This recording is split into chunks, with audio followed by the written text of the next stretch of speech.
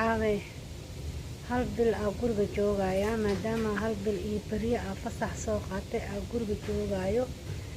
aniga markaan gurigeyga joogo ilmaheyga luqada Finlandeeska ama Finishka saa u taqaanin luqadan wadanka aan joogno kulama hadlo halkaas bil iyo barka guriga aan joogo 10 maalmood aan joogo luqadeeda Soomaaliga aan xoog u saaraa marka luqadeeda Soomaali mar walba luqada Soomaaliga kula hadlaa marka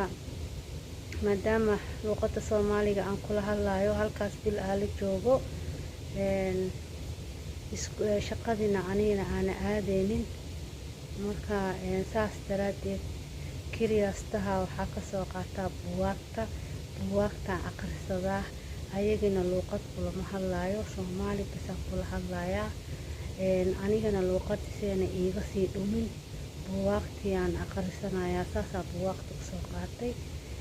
ilmaha haduuna luqadiisa hooyo aqoonin tan dambe waxay u taraysa malaha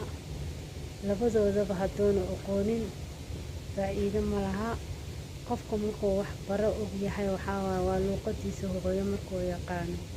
laakiin anaga Soomaalideena inta badan guriyaha markaan joogno ilmihii luqadii kula hadlayaan iskuulka luqadii lagu hadlaa meel kasto Soomaalida waxa ka dhaadhacsan cunugan luqadeena hadda isku fahmayna luqadana isku fahmayna ma aha cunuga aasaaskiisa dambe halaabay haduuna wadankiisa luqadiisa aqoonin marka qeyraan rajeyna saas ay ugu kaliftay halka bil aan guriga joogo inaan marna kitaabka akhrisado marna aan buugaagta akhrisado luqadna aan ilmaheyga kula hadlin gurigeyga bataatan luqada Finishka ma lagu hadlo ayaga isku hadlaan aniga maya luqada waa shaqada iyo iskuulka qofka shaqo joogo shaqada qofka iskuul joogo iskuul laakiin bataatan guriga waa luqadaada hooyo oo Soomaaliga bye bye aan leeyahay mac salaamo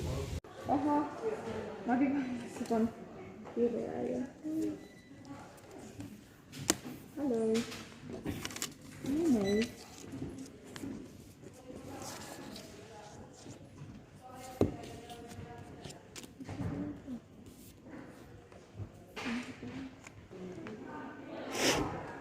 asxaabey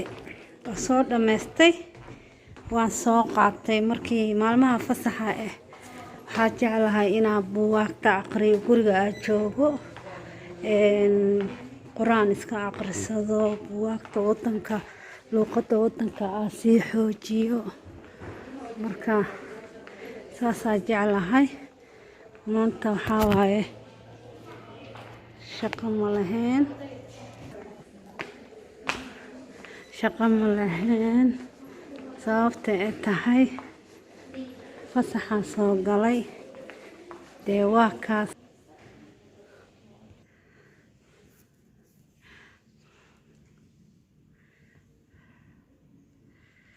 asxaabey waxaa imaaday kiriyaastaha imaaday